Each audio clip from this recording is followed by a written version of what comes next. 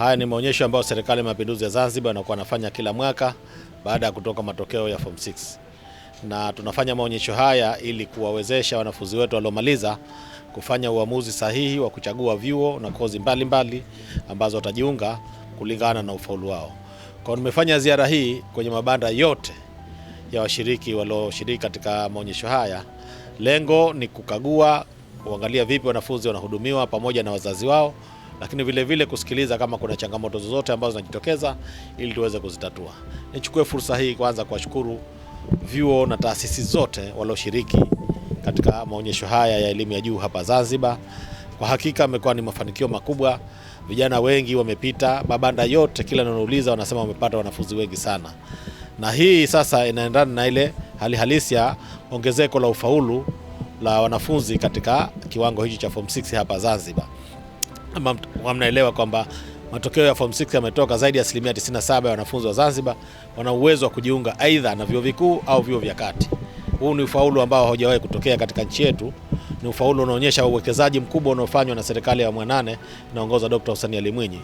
Kwa hiyo vijana wetu sasa wanapata solution, huduma zote katika kituo kimoja. Hapa wanafunzi wanapata kuchagua vyuo mbalimbali kwa mujibu wa maelezo yanayotoka, wanachagua aina ya kozi wanazotaka kufanya, wanapata ushauri nasihi kozi gani waweza kuchukua, lakini vile vile kuna watu wa bodi ya mikopo zote za Jamhuri ya Muungano wa Tanzania na ile ya Zanzibar ambao wanafunzi wanapata kujisajili kwenye kupata mikopo, lakini vile vile kuna vyuo vya ndani na nje ya nchi. Kuna watu wametoka India na nchi nyingine na mawakala mbalimbali ambao wameruhusiwa na serikali wanaotoa huduma za kuwapeleka wanafunzi nje, na wenyewe wameweza kutoa maelezo kwa wanafunzi, na bila shaka wanafunzi wetu watakuwa na wigo mkubwa wa kuchagua aina ya kozi na wapi wanataka kusoma.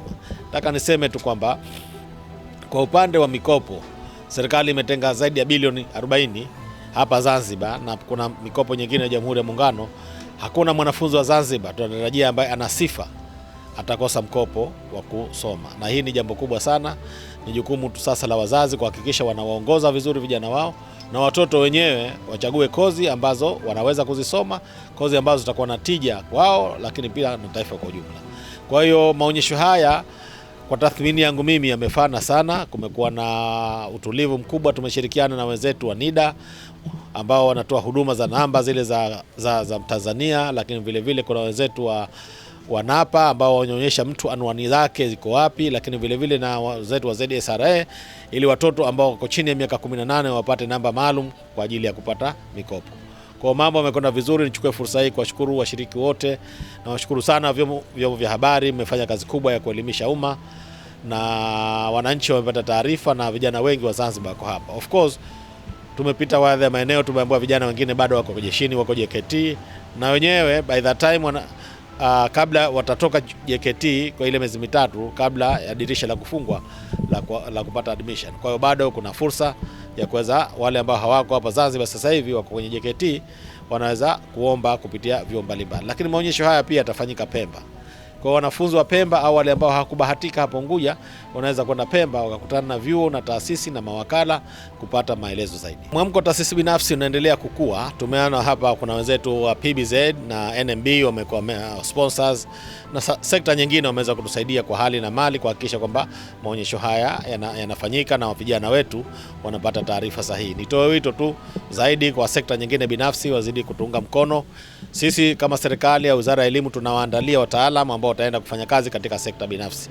Kwa ushiriki wao na sapoti yao kwenye majumuiya, kwenye matukio kama haya kunasaidia sana kuhakikisha kwamba tunaandaa vijana wenye weledi, wenye ubora ambao watakuja kutumikia taifa lao na kujenga uchumi wa nchi yao. Sasa haya ni maonyesho haya tumewapa fursa wanafunzi waliomaliza Form 6 kupata taarifa na kujidahili au kudahiliwa kwenye vyuo mbalimbali.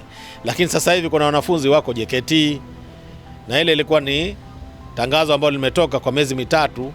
Kwa hiyo wanafunzi ambao wako JKT bado watakuwa na fursa kujidahili kwenye vyuo, kwa sababu baadhi ya vyuo unaweza kujidahili online, na bodi ya mikopo vile vile unaweza ukaomba online. Kuna mifumo ambayo imeandaliwa kitehama ambayo si lazima kuja kwenye maonyesho. Hata wale ambao watakuwa wamekosa hapa kuja kwenye maonyesho haya bado wanaweza kujidahili kwenye vyuo mbalimbali na kuomba mikopo na wakafanikiwa vile vile.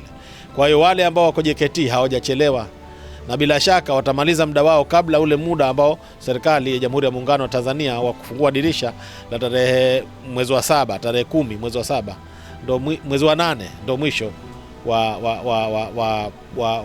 wa udahili. Kwa bila shaka watakuwa na fursa ya kujidahili katika vyuo mbalimbali. Asante sana.